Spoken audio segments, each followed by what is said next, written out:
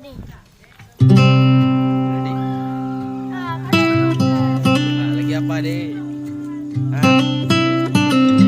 Sedang mengiris ikan ya. Kenapa itu namanya mujair?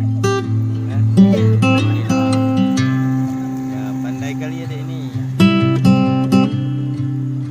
Udah biasa dia mengiris ikan. Oh kepala dipotong dek. Dia dapat mana dek di irigasi itu dia?